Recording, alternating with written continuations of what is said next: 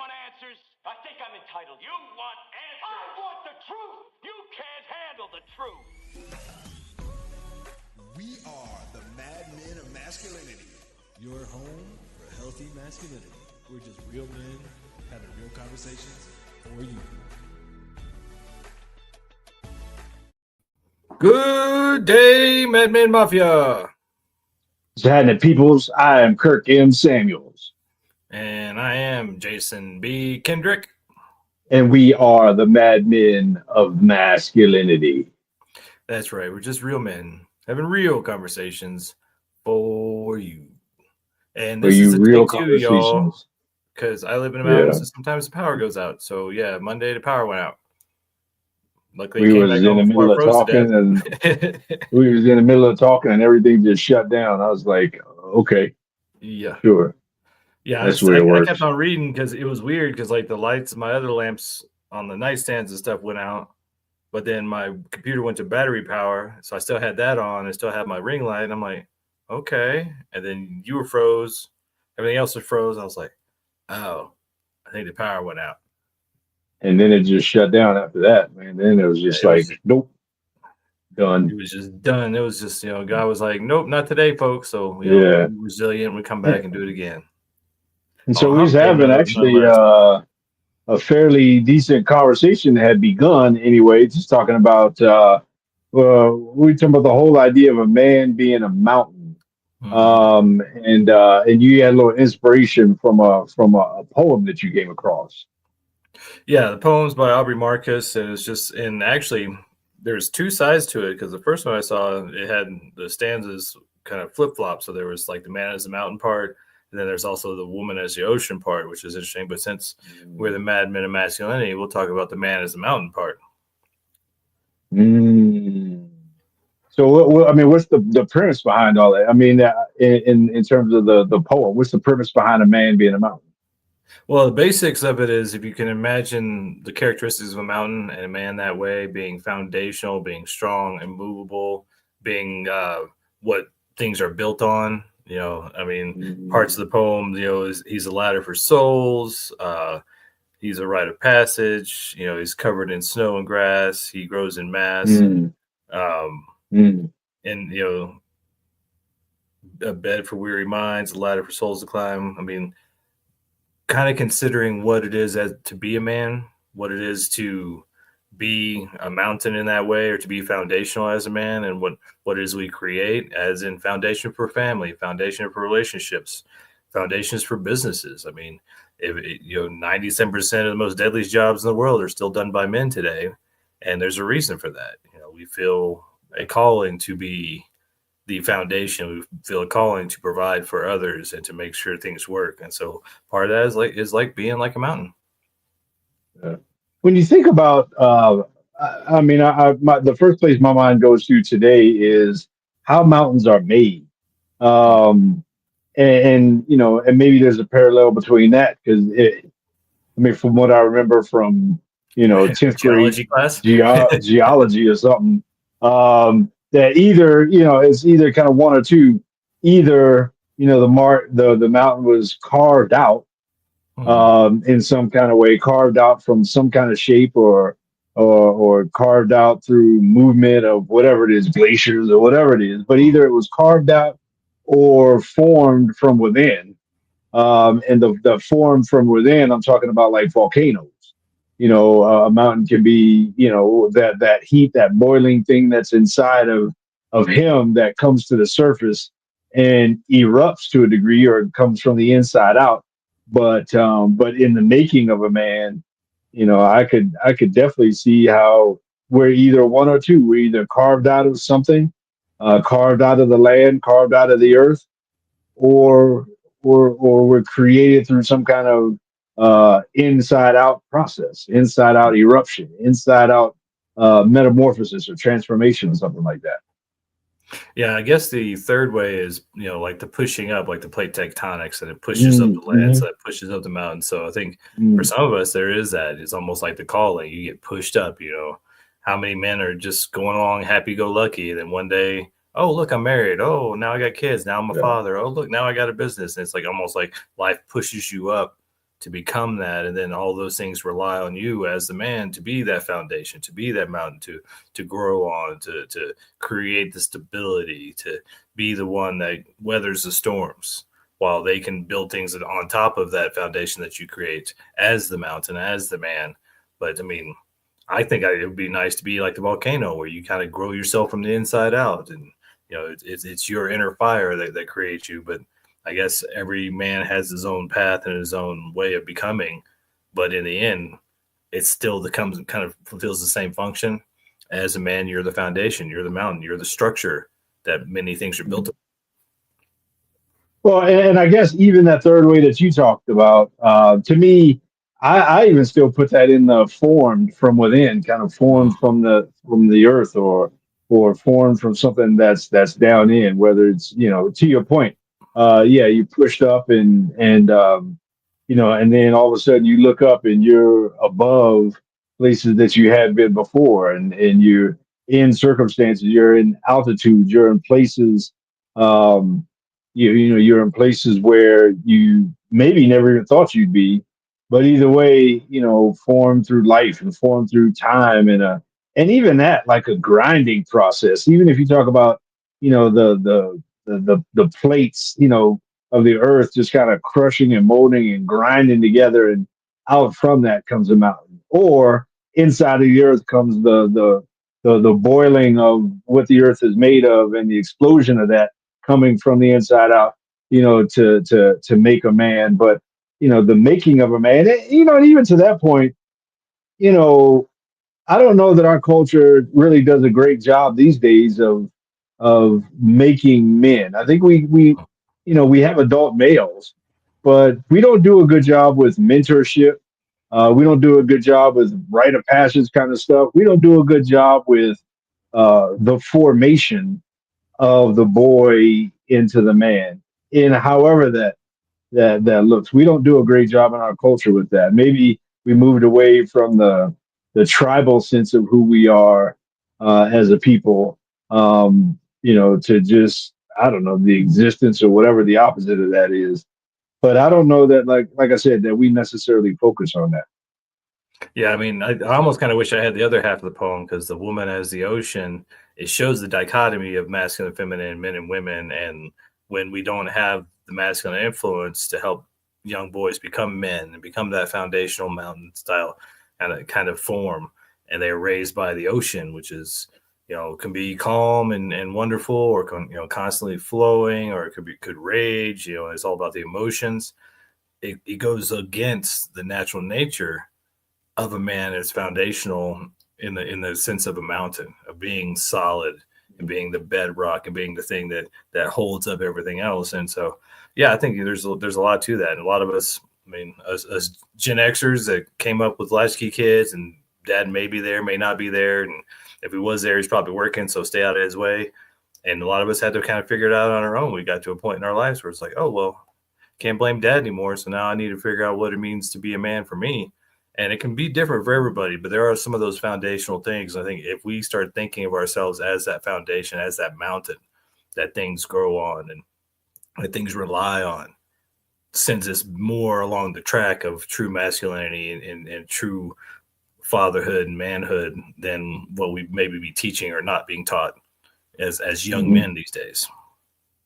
And there is a difference between, in my opinion, there is a difference between being a man and being an adult male.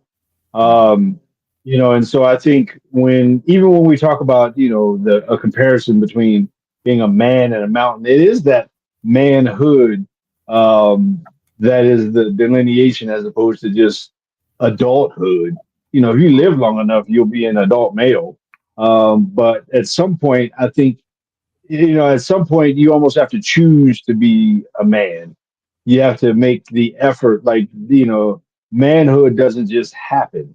Like, and I guess that goes back to the whole, formation of it all. Anyway, it doesn't just by circumstance, like something has to cause that. And from our journey, at some point, we got to choose to be a man in our culture, because our culture will allow us all kinds of ways to be an adult male, but never be a man. And that's not a judgment per se. It's not to say that It's not to necessarily look one down upon the other. But when we actively choose not to step into manhood, then we actively choose to remain in adult boyhood. Yeah, I mean, it just reminds me of the last stanza of that poem, which I really love because I think it was something that's been coming up on my feed a lot. So apparently, it's time for me to put my plant my flag and put that foundation into the earth, because there comes a point as a man you have to say, I'm a man now. This is what I stand for, and I don't care about what anybody else says. And so, like, the last stanza of that poem is, for what does a mountain have to prove? He has no scale to measure, no eyes to compare, no ego to defend. If you ask him what he is, he will reply, I am the rocks, the dirt, the air, and all the life in between. So as a man, you get to that point where, like, this is me. Like it or lump it, love it or hate it, this is me. I'm a man. I'm doing my thing. And we all have to make that choice at some point. It is a conscious choice. It's a moment in time. And again, that's why I say in our culture, we don't do a great job at that, because we don't have that moment that a guy knows he became a man. In some cultures, maybe some Jewish culture, they might consider that when your bar mitzvah, or when you get, maybe it's, some people might say it's when you get circumcised, but a lot of times that happens when you're born. But yeah, some cultures might have that built in. But for the most part, in our Western society, man, we don't have a moment built in where a boy knows, this day I became a man. Not that you're prepared for it, and not that, being a man has to do with, are you married, or do you have kids, or what do you do for work, or how much you make, or any of that kind of stuff. But, it's a sense of identity, because whenever you become a man, whether it's way back when you had to go kill a woolly mammoth, to become a man, that moment where you step into manhood, you probably don't have all of those things. You probably don't have, some high status, or some expensive job, or expensive lifestyle, or a great job, or, family, kids, all that kind of. You probably don't have all those things, but that doesn't mean you don't step into manhood. And so, what that is, man, it's a good thing to unpack. It's a good thing to explore. Like, what are those things? Yeah, I mean, you've done it. I think it's something we need to bring back consciously as men, is like, because there's a choice point, and you're totally right when it's like, now you're becoming a man. So now, from this point forward, you're a man, or you're becoming a man. You don't know what that means. You don't know what that entails, but at least now I'm becoming a man. Whereas most of us never had that moment. You never had that, like, oh, maybe it was when we graduated high school and we went to the military. But even then, nobody sat us down and said, now you're a man, my son. There was never that, like, we open the door for you into manhood kind of, rite of passage. I think it's something we need to bring back, something we need to consciously say, hey, you're a young man now, you're becoming a man, and that entails these certain responsibilities. That entails thinking of yourself as a mountain. That entails these things, because you are the foundation of the world. And speaking of the foundation of the world for us, it's time for us to take a break.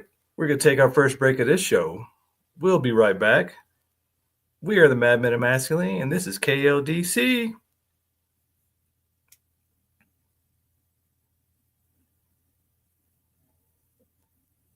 Almost forgot our call sign there. I was like, what the hell? Yeah, I know. I got a great story too. All right, let's do stories. I like that. Folks that we know. I have a feeling where that's going. That's folks multiplying that we chillins. All right, let's do it. Oh, let me get my time. All right. Me too.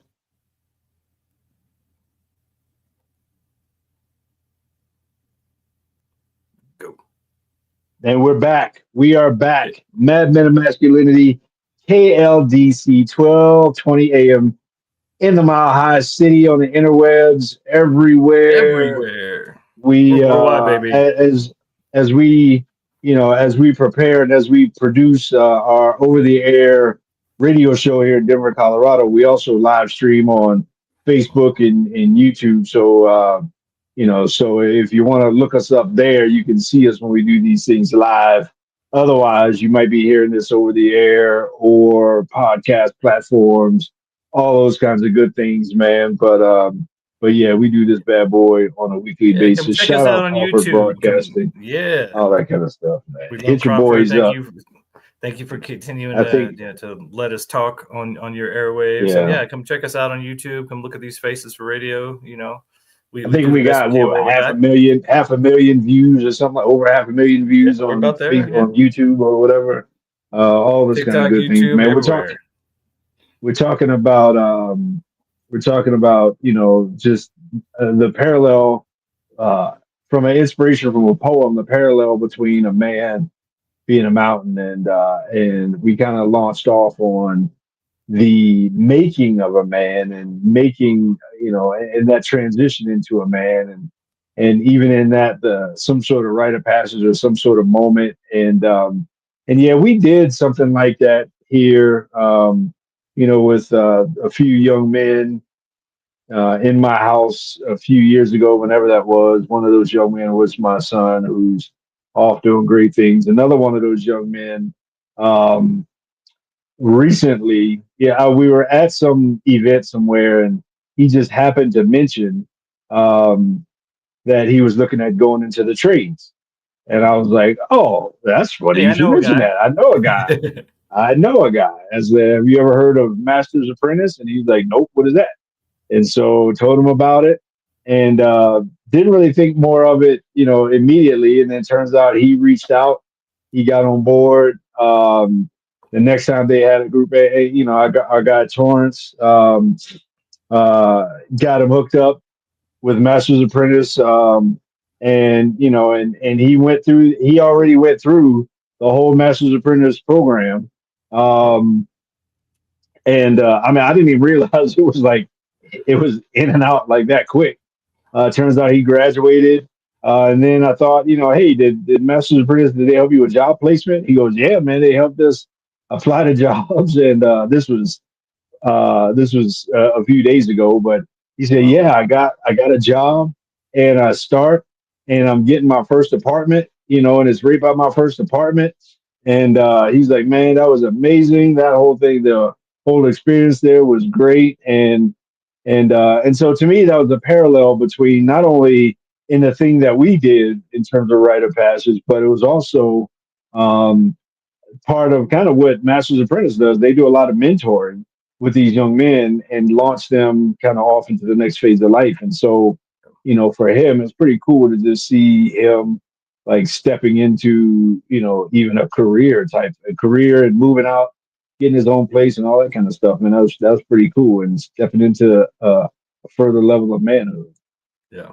Yeah, it's definitely something we all need. I know, and it's weird. I know some guys just get it. And I've met some kids that are more men than some grown adults, and then some of us don't. And so you just need to have that delineation. Like, okay, now you're a man. Now you're becoming a man. Now you need to act like a man and think like a man, and put away childish things, as the old saying goes. And so it's something that we as men need. And there's so many of us nowadays that didn't get that, whether the Gen X, Gen Z, millennials, whatever, Gen Alpha, whatever the thing is, they didn't get that rite of passage, or they didn't get even less than the rite of passage. They didn't get the example of what it means to be a man, what it means to be foundational, what it means to be the one that things grow upon, and one that creates a structure for things to be built upon. And they didn't see that. They didn't get an example of that. And, bless the ladies, they do the best they can, but that's not their job. They're not meant to be the mountain. They're meant to be the water. They're meant to be the ocean. They're meant to be, flowy and emotional. And men are meant to be foundational. And that's why we conflict. That's why we have, issues, because we are just fundamentally different, but we're both needed. And when we don't give space for and attention to manhood, then everybody suffers. It's not just a woman suffering thing or a man suffering thing. Everybody suffers. Men suffer because they don't have the purpose of being that foundation. They don't have the purpose of having something to live for. And then ladies suffer because they don't have somebody to be the foundation for them. They don't have somebody to be stable for them. They don't have somebody to create a safe space for them. So they're continually running around, not feeling safe, not feeling foundational, not feeling grounded. And a lot of that's because we're not together today as men and women like we used to be. Back in the good old days, families stayed together. Grandparents didn't go to the nursing home. Kids stayed in the house, the family compound, the tribes, however you want to do it, the village. But we stayed together, we worked together, and we all had our roles. And nowadays, I think we've gone so far off of that people are starting to kind of come back consciously, like, oh, I don't like the way things are. Let's come back. Mhm. And men being that foundation, when I think about a mountain has to have a solid foundation, a foundation of who you are. A mountain can't exist upside down, and a man can't exist upside down. And so the pointy end always has to be pointed up. And so, we ought to examine what our foundations are in terms of who we are. And, and we get to choose our foundations. We get to choose what those things are. You might have had a rocky, no pun intended or pun intended, upbringing. You might have had, some rocky, unstable situations when you were young. You might have a whole lot of excuses to not be a good man. Um, but that doesn't exclude you from the opportunity to choose to be a good man, to choose to be a foundational base, to choose to break generational curses, to say, I'm not going to be, if that's your thing, if you did have, maybe some sort of rough, whatever, you can absolutely choose not to be those things. You can choose to, to be different than what you saw growing up. If you grew up around gangs or in the hood, or you grew up around a lot of dysfunction or violence or abuse or addiction or any of those kinds of things, you can choose not to be those things. You can choose to build yourself in such a way that you have a foundation, whereas you can become a rock foundation for the world around you, a rock foundation for your family and for the community, and to provide that structure, provide, something for the elements to move around. You can absolutely choose to be those things. Yeah, and it's one of the things that, since it's not taught, we don't get the rite of passage. We don't have those tribal traditions where the men come and get all the pubescent boys at 12 or 13 and take them out into the world and take them on the hunt and tell them that they're a man now and all those things. We don't have those things. So now we have to consciously choose. And for a lot of us, it's a battle. It's an uphill struggle because we didn't get those lessons. And for many guys, you get that nice guy syndrome. You're raised by a single mother, 78, 90% of educational systems are feminine. So you're just raised in a feminine environment. So you don't get a natural feeling of masculinity. And so you have to get out of that fear mindset. You have to get out of this, men are mean and men are this, whatever you've been told, whatever the lies you've been told, the myth, and get around other men. And as you do that, get around other men, find that we have so much more in common, and you create a brotherhood and you start to build your own foundation. And a lot of that's through challenges. Men were best with challenges. We're best working shoulder to shoulder, doing something, digging the ditch, building the house, putting the barn up, whatever it is. Those challenges create the foundation of who you are. They tried to grow trees before in a sterile environment, and they all kept falling over when they got to a certain height. It's because they needed the adversity of the wind to create the strength, to dig the roots down deeper, to create the thicker trunks. And so those challenges are things you need. And for a lot of guys nowadays, the biggest challenge is the internal challenge. Who am I and who do I want to be? What are my shadows? What are my strengths and weaknesses? And am I familiar with them? Am I embracing them? Do I know who I am? Some women nowadays don't know who they are because there's such a movement towards, you can be whatever you're fancy. You can be whatever you want, whatever, the bag blowing in the wind thing, you can be whatever you want. And it's not foundational. That may be great for the feminist narrative. That may be great for females because they're more flowy and that's their nature. But for men, we need to be foundational. We need to know what we stand for, what we believe in, and who we are so we can stand up to the storms of life. So many of us are so wishy-washy now because that's all the education we've been given. We've been given the feminist flowy education, and that's all we know. Now we need to plant our flags on the ground and go, no, I'm a man. This is who I am. This is what I believe in, and make that our foundations. And to your point, we were not equipped with all the tools for the job in which we were called. I'm speaking in generalities.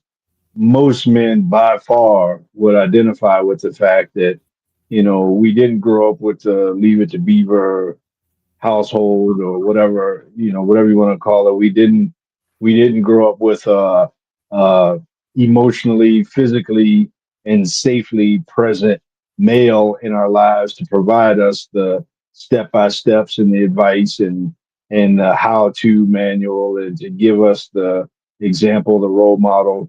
A lot of us, as a result of that, also didn't grow up with a mom who was emotionally available. for us in a lot of ways. She was, for whatever reasons, whether it be her baggage or her experience or whatever, she wasn't able to be that soft spot, the soft place for us to, to learn and grow. And she wasn't able to be those kinds of things for us. And so, point being, we launched out into this world. We find ourselves pushed up through the tectonic plates of life, and through all of the eruptions that come through the burning places inside of us. We end up looking around and be like, dude, I mean, how did I get here? I don't know. I'm not prepared to be here. But you can prepare for being here even after you get here. Like, you don't need to necessarily be qualified for the job. You can do the job and get the qualifications. And some of that just comes along with the burden of the journey as well. Every single mountain has a shadow. Every single mountain, has a shadow somewhere around it.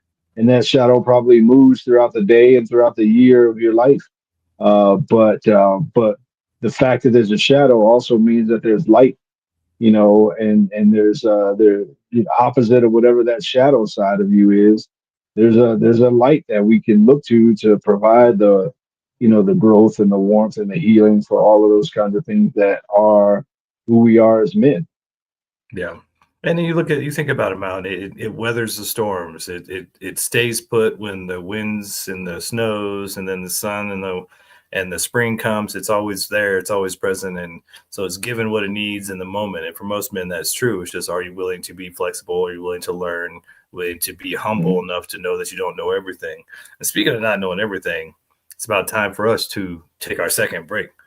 So we'll be right back. You're listening to us on KLDC and on the interwebs everywhere. We are the Mad Men of Masculinity. See you in the food.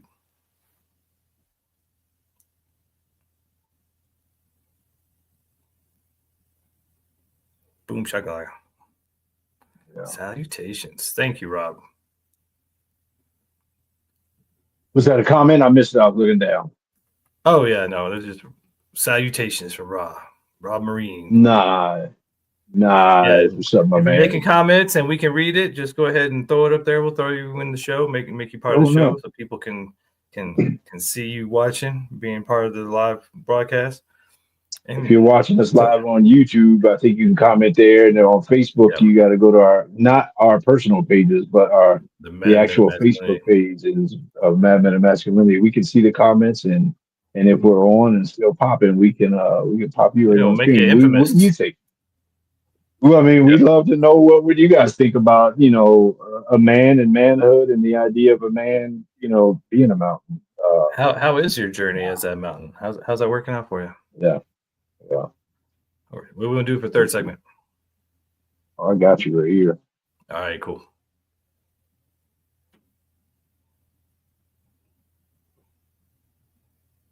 We're back. The Mad Men of Masculinity are back.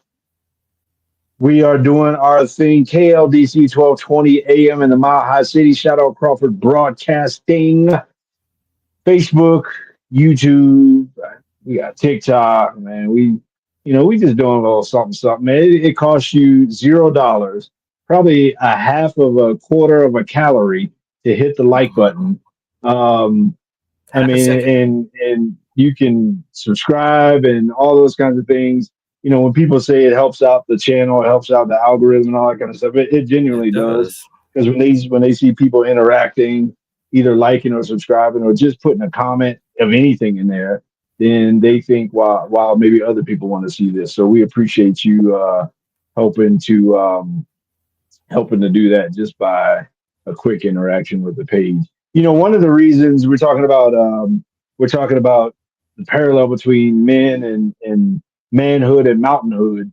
One of the things that anybody, anywhere, pretty much anytime. I've lived in Denver, Colorado now, the Denver area since 1998. And I can probably think of maybe a few times where I flew in or out of Denver International Airport and there was not turbulence.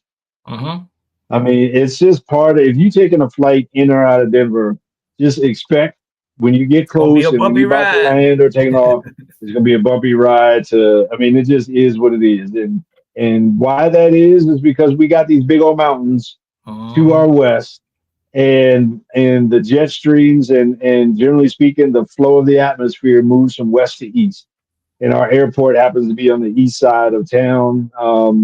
And so when you fly in, the turbulence that you're experiencing is the atmosphere moving around the mountain. And that was a very long illustration to bring up the fact or to point out that when you are a man, when you choose manhood and mountainhood, you choose to be a stabilizing platform, not necessarily loud and flashy and all that kind of stuff, but you choose to be, or at least you end up being, some kind of stabilizing and um, atmospheric interrupting or affecting platform or structure in the world around you. And I'm sure that comes with some battering and bruising for a lot of men. We also don't get to complain about, about the elements that go around us. We don't get to complain Fuck about it the up. journey. We don't get to do that. Is we're told to just suck it up. I mean, Yeah. just is what it is. The world doesn't even like to hear other men complain. It just is what it is. It's part of Yeah. being a man, and so we got to expect that as well. Yeah, I mean, it just goes back to even the inspiration for this episode, the poem by Aubrey Marcus, which go check it out. All you got to do is type in your Google search engine, "A Man is a Mountain," a poem, and it'll pop right up. And I think it's the second or third stanza, just illustrates exactly what you're talking about. You push, he stays. You strike, he lays. You lash, he forgives. You curse, he laughs. You leave, he remains. You come, he welcomes. You belittle, he smiles. So as a man, you're meant to, you're expected to, you're supposed to take it and still be foundational. You're not supposed to allow the episodes of life and the winds of change and the storms of life to move you. And that's why as men, we need to have our foundation. And a lot of times, especially nowadays, that foundation is identity. So many of us are lost in, well, who am I? What am I doing? What am I supposed to do? I don't know. I should ask somebody. Like, we don't have that bedrock of foundation of identity that we need to be able to weather the storms of life. And a lot of times you don't even get that. I mean, and it's ever changing. You'll be a certain man as a young man, and then 20 something, 30 something man. And then as you get older and grow and become more wise, you'll change as well. But there's always that kind of keystone, that nugget, that core of, this is who I am. And these are the principles I live by. I'm a good man. I'm an honorable man. I'm an honest man. These things are just the bedrock of our identity as men. And when we don't have that, then we need to create it.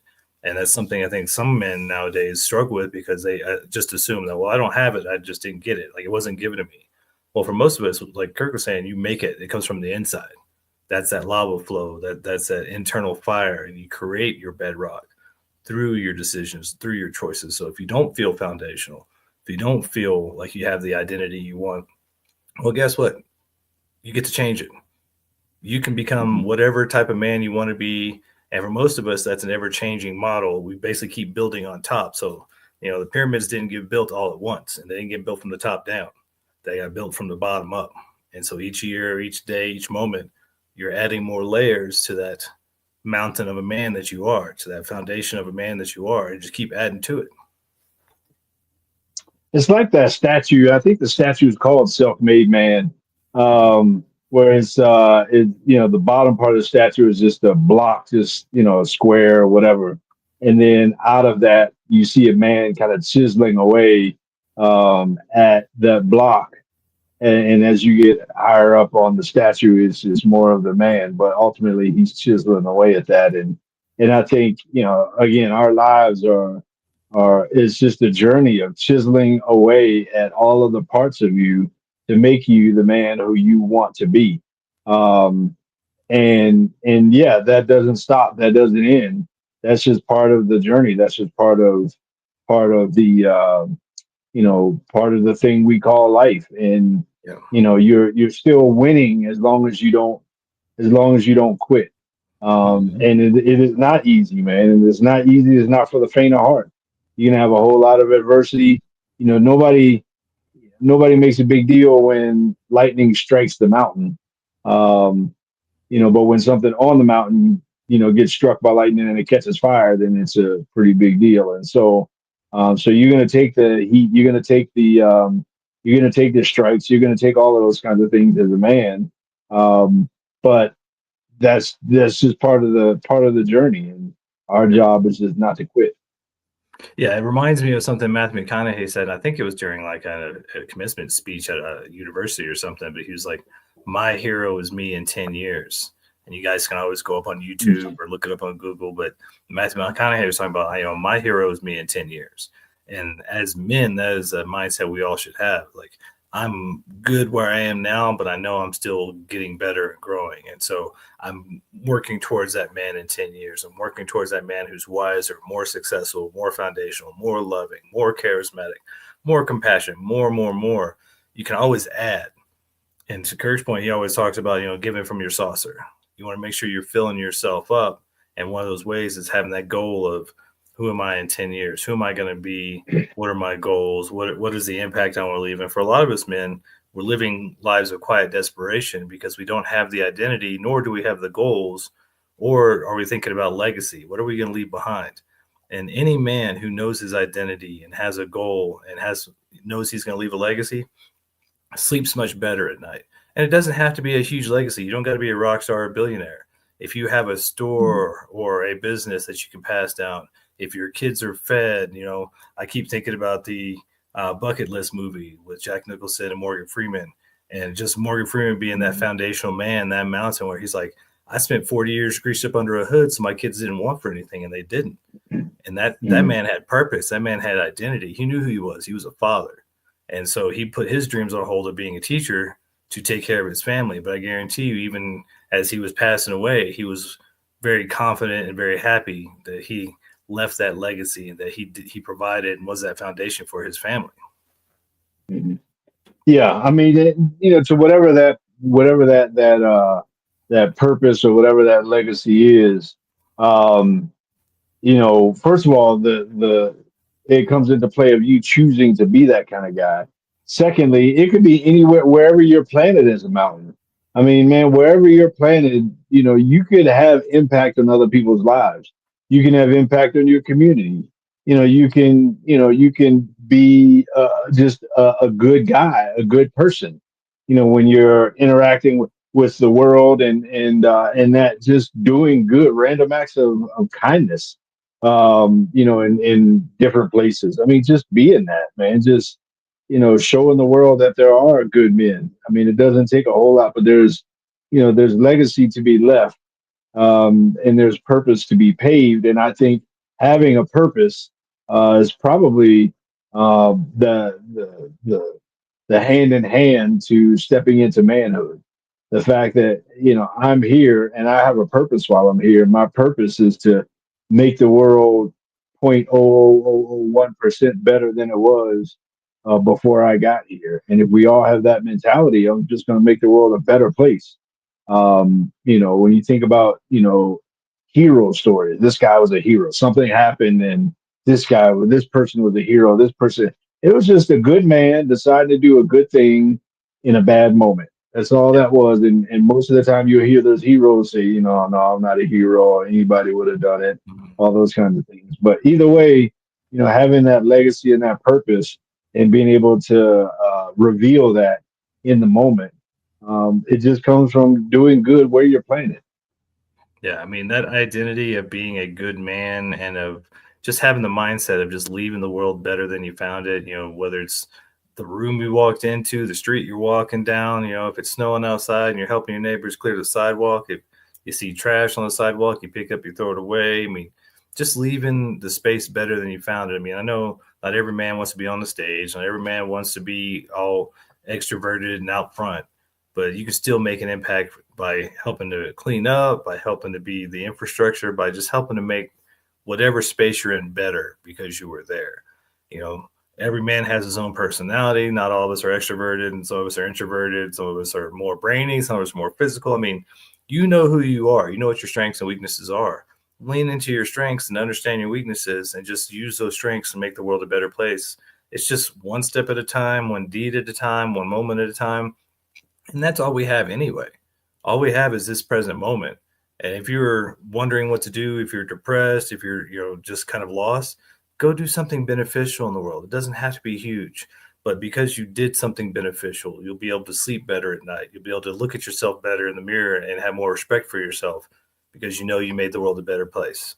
And that's one of the keys to being that mountain as a man. One of the keys to being that foundation and that structure that the world is built on is just by having that goal of making the world a better place, just by having that goal of making a better impact and having a legacy of doing better and being better each day. You know, some days you're going to fall flat on your face, but as long as you don't stop and you get back up and dust yourself off, you're making the world a better place. So just if you don't know what your identity is, you don't know what your goal is, make that your goal. And I guarantee you, as you make those steps and you live present and do those little things, then your identity and your goals and your purpose will flesh themselves out. And speaking of purpose, and the reality is, the reality is, right now. Yeah. We'll be right back. Men of Masculinity on KLDC. We'll be right back.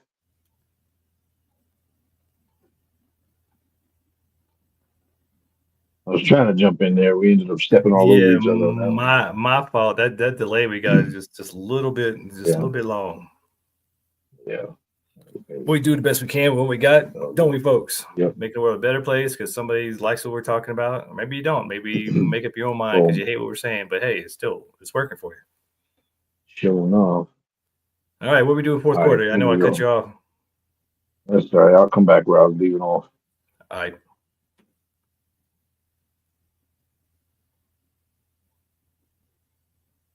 Your boys are back. Men of Masculinity on KLDC. Back in the place, back in the house. Shout out to our producer, main man Tanner doing his thing, man. Doing his thing, man. He's making it happen, man. He takes this little lump of coal and makes it into something. Makes it into something that gets broadcasted to the world, man. So we appreciate all those things. I was about to say right at the end of that last break before I stepped all over you, but the reality is too, and this is just reality, and this is man talk, man to man. The reality is a good man is rarely appreciated. And the reality is a good man is probably most appreciated after he's gone. Some of the best men are most appreciated after they're gone. And that's just the reality of the situation. It just is what it is. And so we accept that and we do the job in spite of. Everybody climbs the mountain doesn't get to climb anybody. And so, and so we just do our thing, not sitting back, Father's Day is never going to be as big as Mother's Day. It just is what it is. But we do it in spite of. We do it, we do it without the expectation. We do it because it needs to be done because somebody needs to do it, and it might as well be us. It might as well be me. Yeah, I mean, being the foundation, being the mountain as a man means knowing that you're holding the soil down, which gives a place for the trees to grow, which gives a foundation for you to build houses on, which is, it's that kind of quiet thing where if it wasn't there, everybody would notice and be complaining. But because it is there, then these things are capable, have the ability to be there. The soil is held in by the trees and the mountain holds the soil, and each year more soil is blowing in, more living vegetation dies, creates more soil, all those things, so the mountain continues to grow. But you also have to know as a mountain that if you are pleasing one person, you're ticking off another person. I mean, no matter what you do, you just being there is going to make one person happy. It's like you were talking about the mountain has a shadow. One person be very happy about that shadow in the summer. Oh, it's not so hot. It's so nice and cool in the mountains. It's keeping me shady. Another person be like, oh, I can't stand this shade from the mountain. It's blocking the sun. You can't make everybody happy, but you know that you're being there. Your foundational presence, your structural presence is creating a opportunity for things to be grown, an opportunity for things to exist. So you, by being you, create opportunities and generate opportunities for others to exist and to be happy that you're there or be upset that you're there. Either way, you're still fulfilling a purpose and creating some sense of meaning in the world. So don't care about what everybody else says. Just you do you be the best man you can be, the best mountain you can be, and know that just your presence is creating opportunities for others. Yeah, presence is huge, man. Presence itself is a gift. I mean, that's why it's called the present. So for us to be present as men, or just bringing our presence to the room, we become the thermostat and not the thermometer.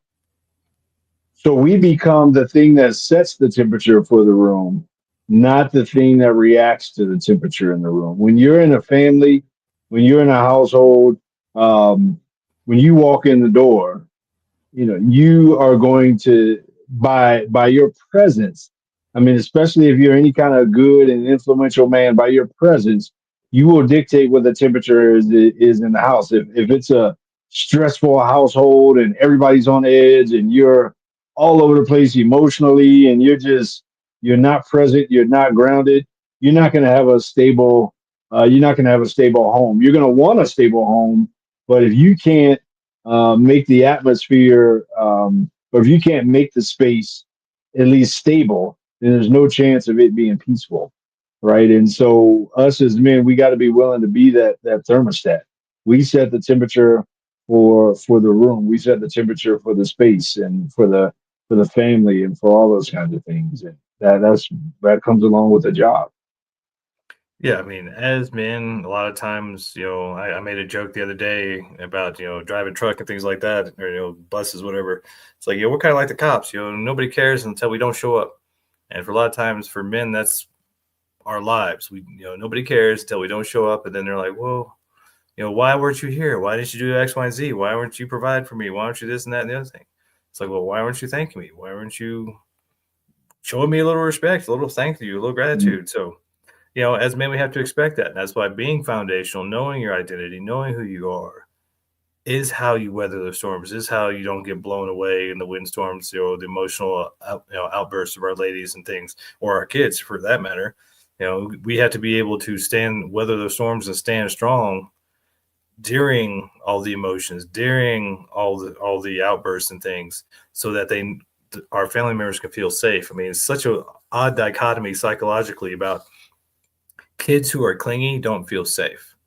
Once a kid feels safe and secure with you, then they go out and explore. It's in the same guys with your ladies. If she feels safe and secure with you and she can test you and everything, and you pass all the tests, then she feels free to give you some peace and go out and do her thing. But if she's constantly hovering and constantly around you and constantly checking you, then she doesn't feel safe. She's looking for some safety. She's looking for some reassurance that you're apparently not giving her, or that she's not feeling.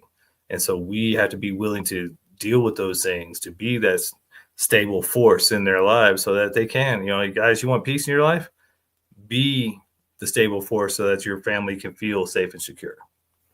And my last big thing with this parallel, this metaphor of manhood being a mountain or mountainhood, um, mountainhood, manhood. Uh, I love the fact that at least here in this part of the country, we have mountains that are actually connected. Mhm. They call it Rocky Mountains. They go from one mountain to the next. And us as men, even though we are all of these things, even though we are, the foundations and stabilities and all those kinds of things, it's a great metaphor. It's a great word picture to look over and see all of these mountains being connected. And we as men ought to and need to be connected to other mountains. That's where we gain our backbone, our spine strength for the country and for the world. This Rocky Mountain chain, goes where? From Canada to Mexico or something like that. But it's Mhm. just the chain of mountains that are all connected. And they're all equally strong. They're all equally mountains. They got the different peaks and different mountains, got the different names to them and identities and all those kinds of things. But at the same time, there's something to be said for a chain of mountains that are connected and have the multiplied strength of other mountains altogether. Yeah. I mean, that's how we as men operate the best. I mean, we got to be shoulder to shoulder with other men. We gain strength, we gain wisdom, we gain purpose and clarity. I mean, we can weather any storm when we got a group of guys around us. So, I mean, don't be that lonely mountain like in The Hobbit all by yourself with a dragon all up inside you. Go find you some other guys to be shoulder to shoulder with. Create a Rocky Mountain chain. Create the Himalayas. Create a chain of other brothers, other mountains around you for shelter, for purpose, for protection, for healing. We tend to spend so much time weathering the storms of life that we need a peaceful place with other men who get it to heal. And so having other guys around you, and we promoted so much, we operate, we're both on the board of the Be Men Foundation. Like, there's foundations out there, gentlemen. You don't have to be isolated. You don't have to be alone. You don't have to be a lonely mountain all by yourself, getting, worn away by the winds of life and winds of time. You can have some protection around you. You can have some brotherhood around you and some, friendship, and, have something that fills your cup versus you always emptying out and having nothing to refill it. Yeah. Being able to have